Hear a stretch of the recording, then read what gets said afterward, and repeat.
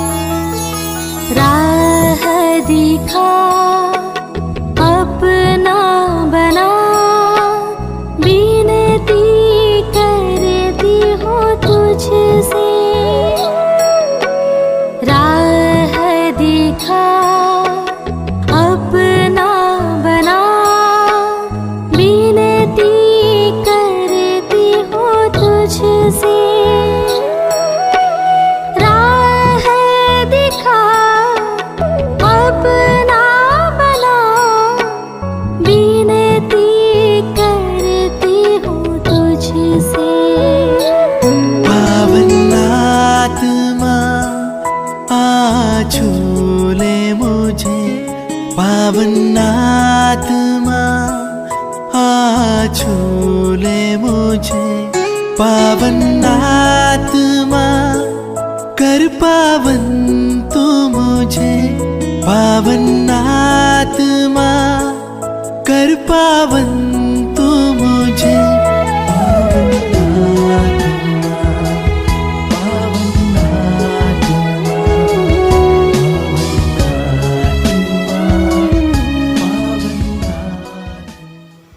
प्यारे बच्चों, जय यीशु। आज के इस कैटेकिज्म क्लास के हमारे 15वें पाठ के आखिरी भाग, दूसरे भाग में आप सबका स्वागत है। इस पाठ का नाम आपको पता है, एक नव युग के निर्माण हेतु एकत्र हो जाए। इस पाठ के पहले भाग में हमने क्या क्या पढ़ा था?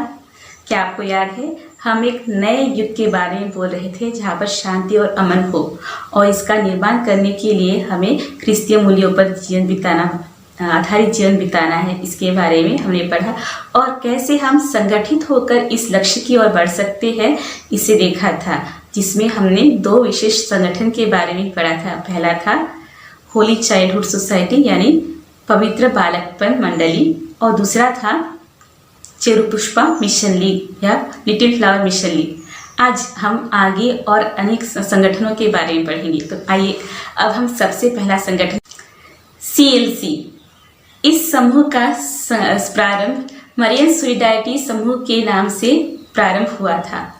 द्वितीय वैटिकन महासभा के बाद में कलीसिया एवं समाज की सेवा करने वाला अंतर्राष्ट्रीय लोकधर्मी संगठन क्रिश्चियन लाइफ कम्युनिटी, क्रिस्तीय जीवन समूह CLC के नाम से यह जाना जाता है। इसका मुख्य उद्देश्य यह है कि कलीसिया में उत्तम क्रिस्तीय समूहों का निर्माण करना, और इस लक्ष्य के प्राप्ति के लिए वे इस बात का ध्यान देते हैं कि ईश्वर के अनुभव को प्राप्त कराने के लिए और इस कलीसिया में एकता बढ़ाने के लिए, साथ ही साथ एकता के साथ हमारे इस कलीसिया में जो रक्षा का चिन्ह बनकर हमारे सबके सामने प्रस्तुत होने के लिए यह संगठन ध्यान देता है। इस संगठन के कार्यकलापों में वे इस बात का ध्यान देते हैं कि वे माता मरियम का अनुकरण करते हुए ख्रिस्त में केंद्रित जीवन बिताए, स्वयं के पवित्रकरण की ओर ध्यान दें और साथ ही साथ दूसरों की मुक्ति में उनकी सहायता करने और कलीसिया के विकास के लिए वे बहुत ही कठिन परिश्रम करते हैं। तो इन सब कार्यों द्वारा यह CLC या क्रिश्चियन लाइफ कम्युनिटी नाम का संगठन हमारे कलीसिया में कार्यरत है। अब हम देखेंगे अगले संगठन के बारे में। मातृ पितृ संगठन। मातृ पितृ संगठन के सदस्य इस बात का ध्यान देते हैं कि वे परिवारों में ख्रिस्तीय या प्रार्थना में जीवन को बढ़ावा दे। इस संगठन के सदस्य कई और नामों से भी जाने जाते हैं। हमारे पैरिशों में जैसे हम मातृमंडल बोलते हैं और पितृवेदी और मातृ संघ, इस अनेक नामों से, या मातृ ज्योति, इन अनेक नामों से यह संगठन नाम जाना जाता है। इस संगठन में माता पिता इस बात का प्रशिक्षण प्राप्त करते हैं कि कैसे वे अपने परिवारों में प्रार्थना जीवन को बढ़ावा दें, विश्वास जीवन को बढ़ावा दें और अपने बच्चों को ख्रिस्तीय आदर्शों में जीने के लिए सिखाएं। और अगले संगठन की ओर हम बढ़ेंगे, जिसका नाम है संत विंसेंट डी पॉल। निर्धनों के प्रेरित संत विंसेंट डी पॉल के नाम पर धन्य फ्रेडरिक ओसानाम ने गरीबों की मदद करने के लिए इस सोसाइटी की स्थापना की। इस सोसाइटी के लोग एकत्र होकर गुप्त रीति से चंदा जमा करते हैं और गरीबों की बुनियादी मदद करने में वे लगे हुए हैं। इसमें वे दवा, कपड़े, आवास, खाना और उनकी ज़रूरत के लिए जो चीज़ें हैं वे गरीब लोगों को प्राप्त कराने में वे एकत्र होकर संगठित रूप से कार्य करते हैं। इसके साथ साथ वे साप्ताहिक मेल सभा में एक साथ आकर प्रार्थना और चर्चा करते हैं और कभी कभी ज़रूरत पड़ने पर वे दानी लोगों से चंदा मांगते भी हैं। और इस विंसेंट डी पॉल की तरह हमारे सोसाइटी, हमारे चर्च में अनेक ऐसे संगठन होंगे जिनमें हमारे माता पिता और हमारे युवक और बच्चे भी मिलकर हम इस जो परोपकारी कार्य है इसमें लगे हुए हैं। बच्चों, इन सभी संगठनों के साथ साथ ऐसे और कई संगठन हैं जो हमारे पैरिशेस में हम एक्टिव रूप से कार्यरत हैं, जैसे लीजन ऑफ मेरी, फ्रांसिस्कन लोकधर्मी संगठन, जेल मिनिस्ट्री आदि धार्मिक संगठनों के द्वारा आज कलीसिया की संतानें प्रभु ईसा मसीह का करुणामय चेहरा लोगों के सामने प्रकट करने के लिए अपने जीवन तथा कर्मों के द्वारा कार्यरत है। प्यारे बच्चों, हम भी इन संगठनों के सदस्य बनकर हमारे जीवन द्वारा और हमारे छोटे छोटे त्याग और कार्यों द्वारा प्रभु के प्रेरिताई कार्य में भाग लें और भविष्य के प्रेरित बनने के लिए हम अच्छा प्रशिक्षण प्राप्त करें और सुसज्ज हो जाए। आइए अब हम अगले पॉइंट की ओर बढ़ते हैं। परिवार मिलन सभा। हमारे पैरिश में, हमारे वार्ड्स में जो प्रेयर मीटिंग होती है, फैमिली प्रेयर मीटिंग, इन्हें हम परिवार मिलन सभा कहते हैं और हर पैरिश में यह प्रेयर मीटिंग बहुत ही एक्टिव है। आपके पैरिश में भी जब लॉकडाउन का सीजन नहीं था, लॉकडाउन के पहले भी ये फैमिली मीटिंग या फैमिली गैदरिंग बहुत ही एक्टिव रही होंगी, है ना? इसका उद्देश्य क्या है? ये फैमिली मीटिंग या प्रेयर मीटिंग का उद्देश्य है कि एक साथ जो पैरिश के आजू बाजू के परिवार है ये सब एक साथ आकर प्रार्थना करें। जैसे आदिम कलीसिया के सदस्य बार बार एक साथ इकट्ठा होकर प्रार्थना करते थे, वचन पढ़ते थे, उसी तरह हमें भी एक साथ पैरिश के कोई भी एक घर में इकट्ठा होकर वहाँ पर प्रार्थना करना है और एक साथ हम वचन बांटते हैं, वचन की व्याख्या करते हैं और हमारे जो जीवन के अनुभव है उसे हम एक दूसरे से बांटते हैं। इससे हम एक साथ एक दूसरे को विश्वास में बढ़ने में मदद करते हैं और इसी लक्ष्य को ध्यान रखते हुए हमारे पैरिशेस के अनेक वार्डों में कम से कम महीने में एक बार किसी एक घर में यह प्रार्थना मिलन सभा होती है या पारिवारिक मिलन सभा होती है। इससे हमें एक दूसरों के सुख दुख बांटने का मौका मिलता है। हम हमारे जो वार्ड के लोग हैं उनके परिवार के सभी दुखों के बारे में, सभी प्रॉब्लम्स के बारे में, उनके जीवन में क्या चल रहा है उसके बारे में हम एक दूसरे को अच्छी तरह से जान सकते हैं और उससे हमारी प्रार्थनाओं द्वारा और त्यागों द्वारा हम एक दूसरे की मदद कर सकते हैं। तो प्यारे बच्चों, कलीसिया इन छोटे छोटे संगठनों का बहुत ही महत्वपूर्ण ध्यान देती है क्योंकि इनके द्वारा हम प्रेरिताई कार्य में आगे बढ़ते हैं। और इसीलिए कलीसिया हमें सिखाती है कि ऐसे छोटे छोटे जो लोकधर्मी संगठन है, इन संगठनों का हमें उनकी योग्यता के अनुसार सम्मान देना चाहिए और साथ ही साथ पुरोहितों, समर्पितों और लोकधर्मी लोगों से अनुग्रह करती है कि वे इसे आदर करें और इसे इनकी ज़रूरतों में मदद करें। प्यारे बच्चों, आज हमने देखा है कि किस तरह हम एक साथ मिलकर एक नए युग के निर्माण के लिए कोशिश कर सकते हैं। अकेले हम कुछ नहीं कर सकते। हमें जो भी शक्ति है वे इकट्ठित और संगठित शक्ति के सामने हमारी शक्ति धीमी पड़ जाती है और हमारा फल उत्पन्न नहीं होता।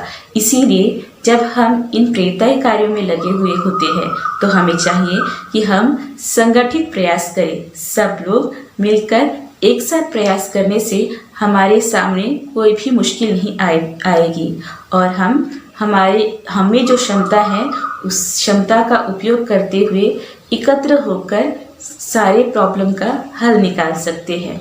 तो प्यारे बच्चों, हमारी चर्च में जो भी संगठन है उसमें हमें बहुत ही सजीव रूप से भाग लेना है, उसके सदस्य बनना है। और धर्म प्रांत में हम रहते हैं, हमारा पैरिश धर्म प्रांत से जुड़ा हुआ है, तो धर्म प्रांत के साथ मिलकर हमारे पैरिश की सभी गतिविधियों में हमें भाग लेना है, संगठनों को आगे बढ़ाना है।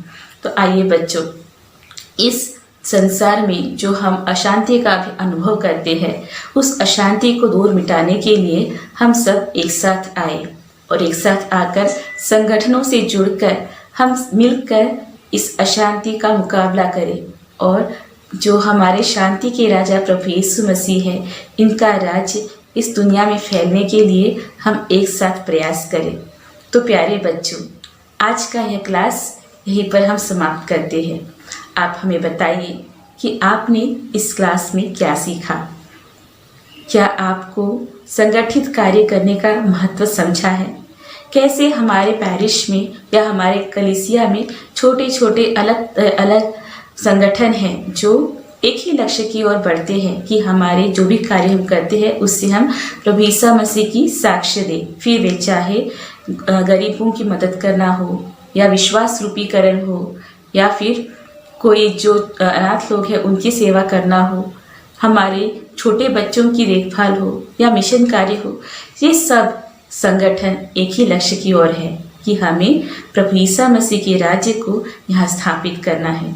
हम सब प्रेरित बनने के लिए बुलाए गए हैं। हमारा यही प्रेरितिक समूह या प्रेरितिक कलीसिया है हम, और इसीलिए हम सबको अच्छे प्रेरित बनने के लिए एक साथ मिलकर कदम बढ़ाना है। प्यारे बच्चों, आपके अध्ययन के लिए आप कोलोसियों के नाम संत पौलुस का पत्र अध्याय 3 पढ़िए।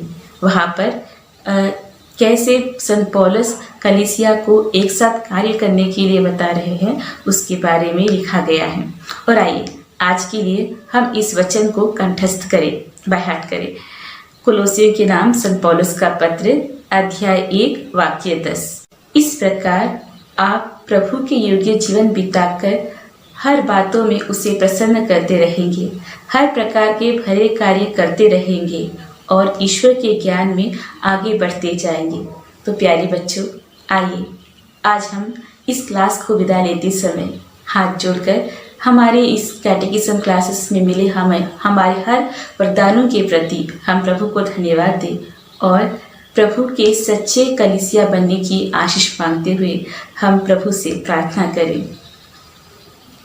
हे प्यारे प्रभु ईश्वर, हम आपको धन्यवाद देते हैं कि आपने हमें यह सुअवसर प्रदान किया कि हम इस ऑनलाइन क्लासेस द्वारा आपके बारे में और अधिक पढ़ सके और एक सच्ची कलीसिया बनने के लिए आपने हमें हर प्रकार का मार्गदर्शन दिया है। प्यारे प्रभु, आपने हमें कलीसिया की संतान बनाकर हमें यह अनेक प्रकार के अवसर प्रदान किए हैं कि हम अच्छे प्रेरित बने। हमें यह कृपा दीजिए कि हम इन अवसरों का सही रीति से उपयोग करें और हमारे सजीव सहभाग से हम कलीसिया की सच्चे संतान बन जाए और आपके राज्य को दुनिया के अंत तक फैलाने में हम सफल बन जाए। पिता, पुत्र और पवित्र आत्मा के नाम पर आमीन। जय यीशु।